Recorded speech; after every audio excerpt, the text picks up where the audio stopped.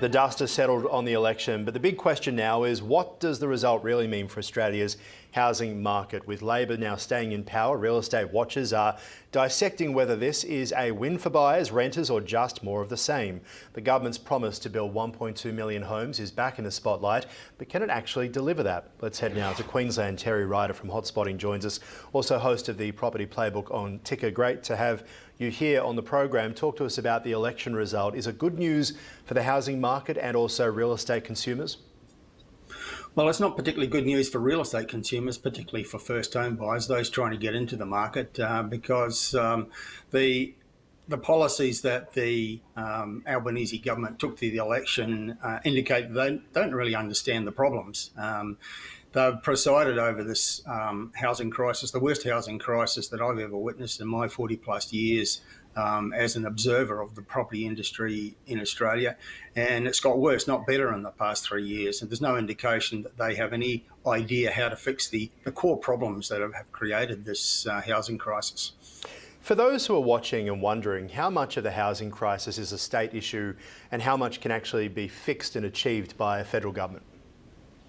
Look, a lot of the issues are at a state government level, certainly, but it's the role of the state government fundamentally is to provide leadership and to try and achieve some sort of national cohesion in dealing with what is very much a national problem.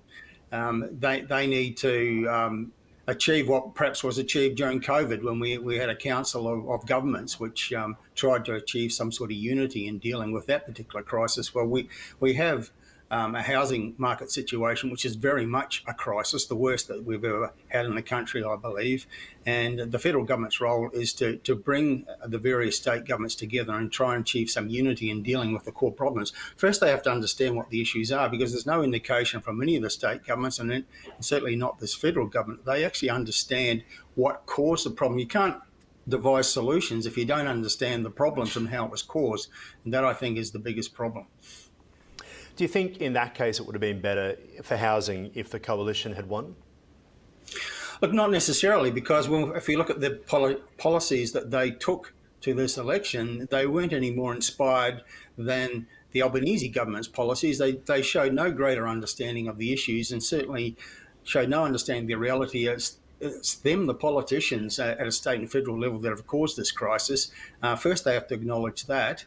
Then they have to understand how we got to this point in history and adapt solutions to deal with that reality. So there's no indication in the policies that the coalition took the election they had any greater understanding than the Albanese government. Essentially, they were doing very similar things. They were adding fuel to demand for property, but not dealing with the supply side issues, which are the core part of the problem. And, throwing grants and assistance at first home buyers is fine, helps them, makes it a little easier for first home buyers to get into the market, but it doesn't do anything to deal with the high cost of housing, the shortage of housing, and particularly the incredibly high cost of building new homes, which is one of the fundamental issues. Yes, interesting. And Terry, do you think that there could have been a worse result for housing and real estate consumers? For example, if there had to have been some sort of minority power sharing agreement with the Greens? The only good thing about the election result from the viewpoint of housing is we don't have a hung parliament. The Albanese government has won with a substantial majority, so they don't need to rely on the Greens or independents to rule. Had they been in a hung parliament situation and depended on the Greens, then that could have been an even more disastrous situation for housing markets, because the Greens' policies on housing are quite diabolically bad. Fortunately for the housing industry, the Greens have been kind of wiped out in this election. Their chief spokesperson on housing, Max Chandler-Mather, has lost his seat. Adam Bank is struggling to hold his, and that's the only good news for the housing industry to come out of this election. Talk to us about the Albanese government, because they're saying that they'll still build 1.2 million homes in 5 years. Yeah. Is there any chance that that could actually be achieved? And does it fix everything if they achieve it? No, there's no chance they'll achieve it, and no, it doesn't fix everything. They made that promise a couple of years ago, so we're well into that 5-year period in which they say they're going to build 1.2 million new homes. That means we've got to be building 240,000 new homes per year, and we're already way behind the schedule dictated by those numbers. So we're not even building 200,000, something more like 170, 180,000 per year typically at the moment.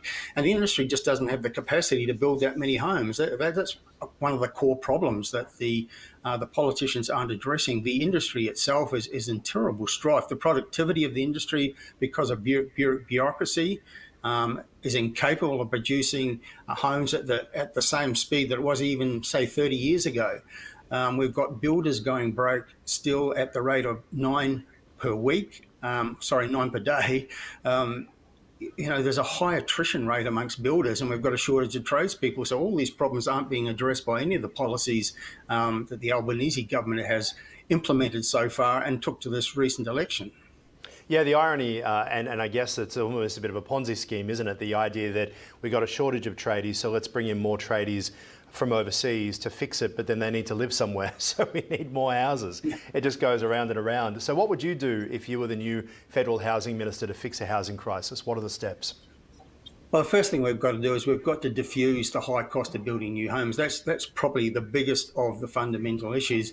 And to do that, we've got to reduce the taxation component. I mean, the median cost of a house and land package in our cities now is getting close to $1 million. And that's just ridiculous. It's unaffordable for most buyers. And when you understand that 40 to 50% of that cost is taxes, fees and charges at all three levels of government, then you understand just how much the politicians are causing the problem. So they've got to deal with that, the high cost of new housing. They've got to deal with the attrition rate amongst builders. They've got to address the shortage of tradespeople. They've got to provide incentives for people to become landlords. What we fundamentally have in Australia is a shortage of landlords. Fewer and fewer people want to take it on because so many legislative changes have made it more and more onerous to be an investor owner of a property rented out to a permanent tenant.